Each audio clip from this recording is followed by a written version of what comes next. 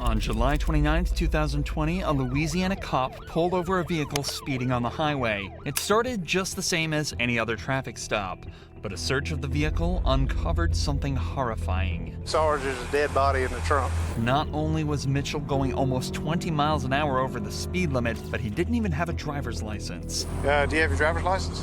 No, sir. How did they get that?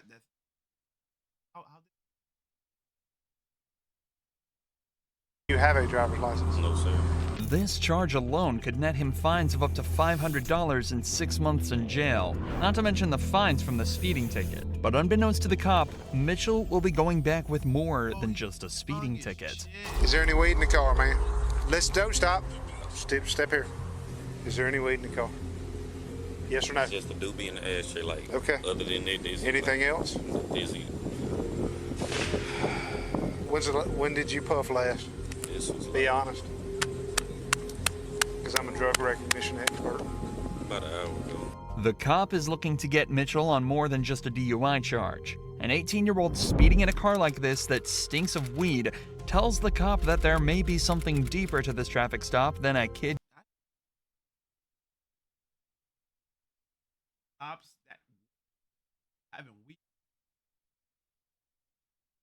level one, like nigga, if you doing something illegal, nigga, don't have no fucking marijuana in the whip, dog.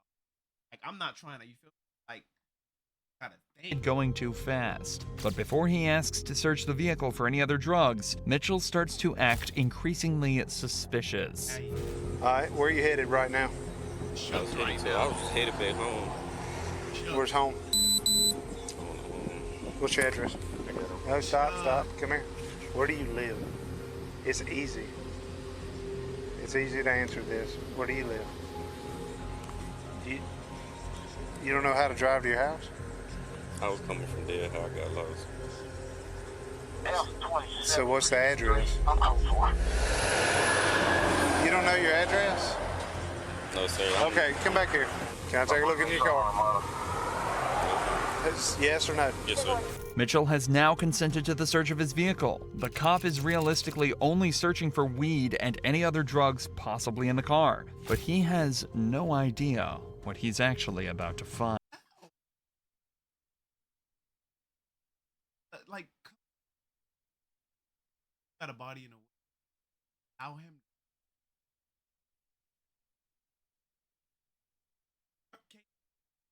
Yeah.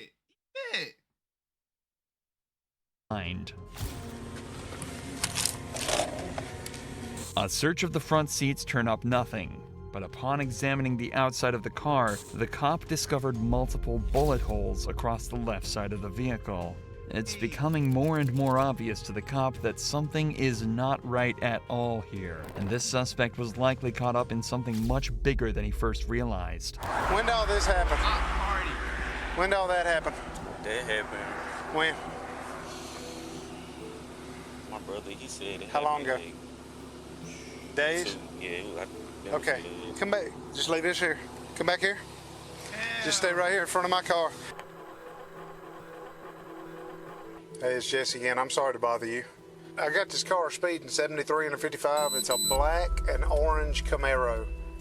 And it's got like 3 bullet holes in the left side of it. He said he thinks his brother said his car was in something 2 nights ago. The officer's check of the vehicle returns nothing other than proof Mitchell is lying. His address comes back as somewhere completely different to where he's saying, and the car is registered to someone with a completely different surname. Now, he says he lives in Winsboro, but he's got a Richwood address, and the car comes back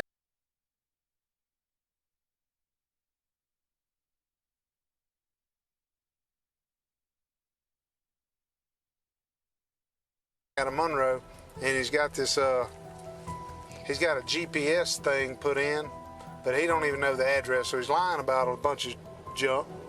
Where do you live? Be honest to me. Monroe? Yes. Richwood? Yes. You don't live in Winsboro? Yes. Why would you try to bluff me on that? Why would you lie to me on that? Because I already knew that before this guy said something. What's up? Talk to me. You better stop lying to me right now, or you're going to be in jail. I'm just going to my sister's out there. sisters? That's the last freaking lie you better tell me. This whole situation is already immensely confusing. But then all of a sudden, something even weirder happens. A completely random man pulls up at the scene claiming that his family are looking for him. At Universal Technical Institute, you don't have to explain your passion for cars. We get it. That's why we're making... Okay, all right. Well, I got somebody pulling up behind me, Scooter. What do you mean they were looking for him? They looking for him. The car missing. Hey. Okay, give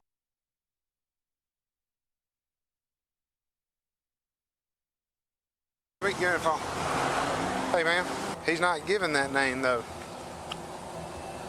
He's given another name. And when they give yet another different name for Mitchell and the owner of the vehicle, the cop rightfully is at a loss. This has gone from a traffic stop to a full-on mystery, and the cop is determined to get to the bottom of it. There's a kid that's been reported missing, and that they took the car from Monroe, and he lied to me about his last name, his address and where he's from. Random guy pulls up behind me and said, hey, this guy's looking for that kid. I need to know if this car's been reported missing, stolen. And I know he's BSing to me about where he's going. He says he's going to his sister's house down here. If you could, hey, talk to him, see if you can figure out if the sister thing is legit. He said this guy gave him the car. He's got the GPS on his phone on the back lid. He said that's where he's going, and I knew he was lying then. Slowly, things are starting to become more clear. If Mitchell is telling the truth, it seems as though his brother is letting him drive a car that he stole from the original owner.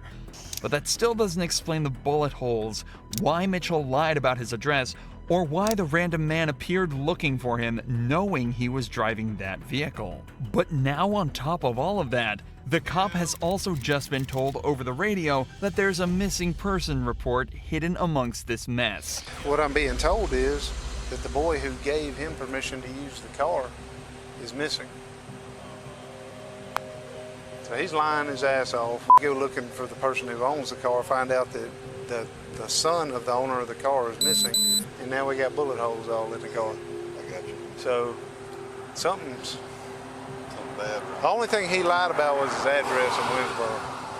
If he's knows something about this boy that's missing, there's bullet holes, I'd like to at least, I guess I'll do as much good contact as I can. A few more calls are made, and it turns out the missing person is Michael Robinson, the alleged brother of the boy at the scene, and the man who gave him permission to be driving the car today. However, it's still unclear who owned the car in the first place, but the cop decides to forget about that for a moment and examine the vehicle a second time now that backup has arrived.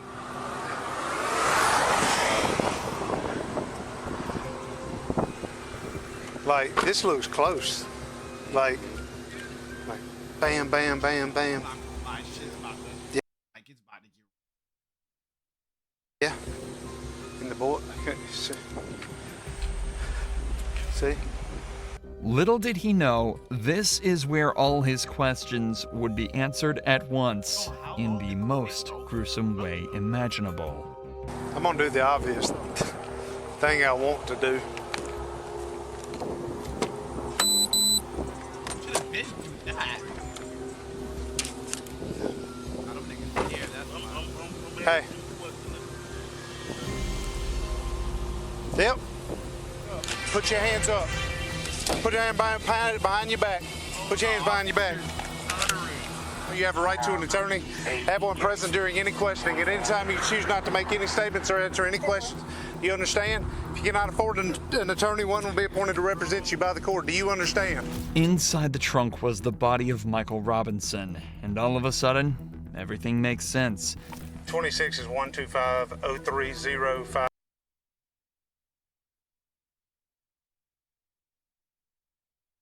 Seven 125-0357.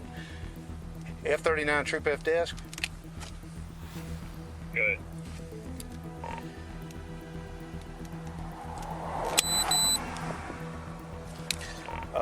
Need a supervisor out here.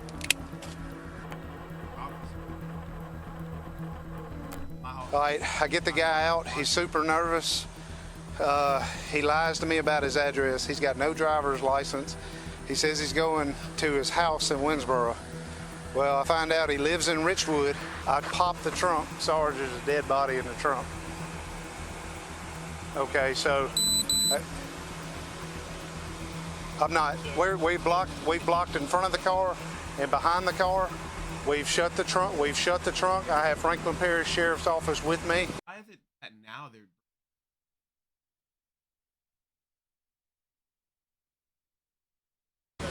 We're at 82. Okay, we're not. We're done. It turns out Michael Robinson wasn't related to Mitchell at all. Instead, he was merely an unintentional casualty of an armed robbery Mitchell was part of earlier. Who is that? Who is that? That's him. Who is who? That's Mike. That's Mike. How did Mike get there? Tell me. It wasn't me, man. It was. Okay. I just hit him, bro. I did. You just hit him? I just. In the mayhem of the robbery, Mitchell shot Robinson multiple times with a handgun before loading him into his trunk and driving him away to Winsboro to dump the body. But of course, before he could make it, he was pulled over by the officer for speeding. Michael Mitchell is being charged for the armed robbery and the second-degree murder of Michael Robinson. Mitchell is currently awaiting his trial, but is expected to be sentenced to life behind bars. I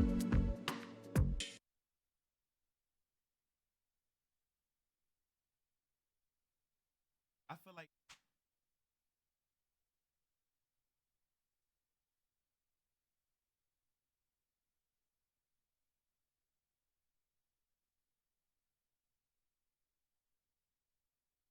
I don't even